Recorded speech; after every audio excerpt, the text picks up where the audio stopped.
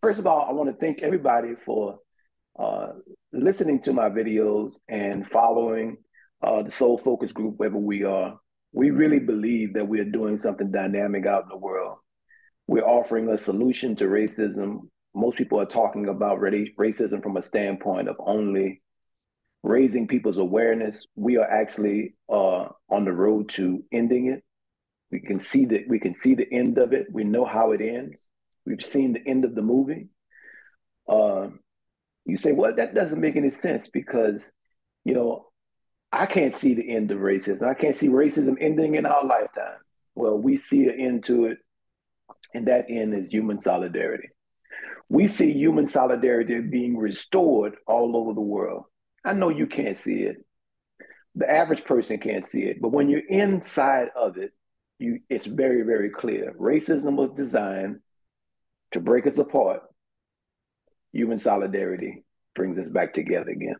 And we have the perfect formula. We have the perfect formula. The perfect formula is in order to create human solidarity around you, you must first be in solidarity with yourself. Not an easy task in this world. Not an easy task at all. So, like for example, we use a concept in Soul Focus. The concept is called being 100% on your own side. Now, when I started, teaching that, it took people a minute to catch on to it. And the reason why it took them a minute to catch on to it because they didn't even know it was a possibility. Not only can you be, you were designed to be 100% on your own side. You were created in such a way where every organ and cell in your body is working to cooperate with one unit, you. So it's one unit functioning as one unit, which means 100% of your body is on your side naturally. But what happens is because of socialization, because of what we call the toxic groundwater, you have ideas about yourself that make you believe that you're not enough, you're not good enough. And so you've been on a journey to change yourself, to make yourself something other than what you are. And you've tried, you've done a lot to try to change yourself because you walked into rooms, you code switched, your imposter syndrome has went into the rooms with you, and you found that doesn't work, but you've tried it. We've all tried it because we've all at some point began to believe because of the toxic groundwater that we are not good enough. We're not lovable.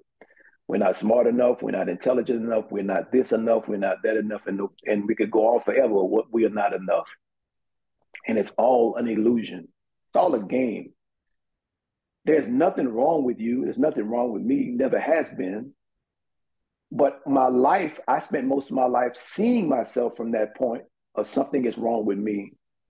And so a large degree of my life was spent trying to fix me, but more importantly, because I felt like it was my job to help save people, another illusion, I went out to try to help change other people, which meant that I was arrogant on a certain level to believe that I knew what people should be. So I went out into the world as a superhero trying to change people. Think about that for a minute. Because a lot of leaders, when we first start doing the work that we do in the leadership role, especially in social justice, we spend so much time focusing on other people. We think our job is to change other people. And then one day I got the wake up call, that ultimate wake up call. The ultimate wake up call was, say, bruh, you are not here to save anybody. Wow. For years, I went through an existential crisis because I was so identified and attached to the possibility that I was here to save people, that was my job, that was my purpose in life. That when that revelation came to me, it took me a minute to really regain my balance because I had to then recalibrate why I was here. If I'm not here to save people, then what am I here for? I ask you that same question. If you're not here to save people, because I know secretly, most of you who consider yourself leaders feel secretly that you're here to save people. People need your help. People need you to save them, and they are not going to get to where they need to get if you don't step in. Now, we won't admit that, but that's our deep, dark secret. We feel and act and think like a savior. I don't think there's anything wrong with it. I think it's a part of the process. You know, when you leave a part of yourself behind, or you go through trauma in your childhood, you will grab hold to an identity that feeds you life and gives you purpose in order for you to survive the trauma that you were experiencing.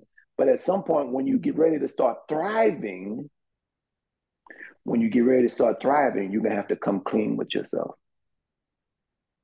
When I started sorting things out, and I really got clear as to who I was, then I realized that, oh, wow, I'm actually not here to save people. The whole time I was trying to save other people, I was actually subconsciously trying to save myself from the trauma I was experiencing as a child.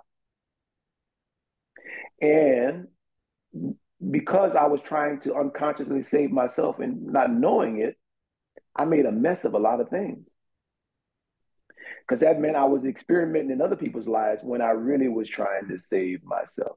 How many of you are doing work in the social justice community, or you're doing work with people who are in, you know, desperate situations, people who are in need, or they feel and see themselves as a deficit, their self-esteem is low, they're, dealing with conditions that the world has labeled as less than, and you go to work in those areas like not child care, but like, let's say, trying to think of some of the things like some of the schools we work in where underprivileged, what they call underprivileged communities, the unhoused, working with people like in child protection and things such as that. We are attracted to places where people see themselves and feel that they have a deficit, that they're not enough. We are attracted to those kind of situations because we, on a deeper level, feel that way about ourselves, but we don't mostly admit it. We think that we're there to save them. But consider for a moment that you are there and you've been there the whole time to save you. How successful have you been with saving yourself? Now, what are you saving? When I say save yourself, interesting question. What are you saving? Your authenticity. You're working to recover your authentic self. You're working to recover your authentic self. So where did your authentic self go? It didn't go anywhere, actually. You just lost focus of it. So this world distracted us from it by getting us to believe that we weren't good enough. And so we spent most of our years totally distracted from the beauty, the magic, the power of our authentic self. Think about that for a minute. We spend so much of our time distracted from our authentic self. That means we didn't attend the class where they were teaching, where the universe is teaching us how to appreciate who we are. So we spend so much of our time admiring other people, wanting to be more like other people. And we didn't go to the class about admiring ourselves, about wanting to be who we are, about being excited about the design in which we represent and what we came into the world to bring. So I asked the question earlier, so why am I here? Because remember that was the existential crisis that I went through, a crisis of identity. Who am I if I'm not here to save people? What am I here to do? The answer at first was sort of depressing because I had been so programmed and so brainwashed into believing that I needed an identity, external identity to be important. That I needed to be a doctor, a lawyer, I needed to have some MDs and RDs and some things behind my name for me to feel like I was significant. And so I ran after those things and I tried to achieve those things in order to feel important, only to find out that, oh man, none of that stuff makes you important. What makes you important is who you are already. Who you are, your authentic self, is what makes you important. It is your authentic self that has been given the liberty to come into this world to create. Your false self has no authority in this world.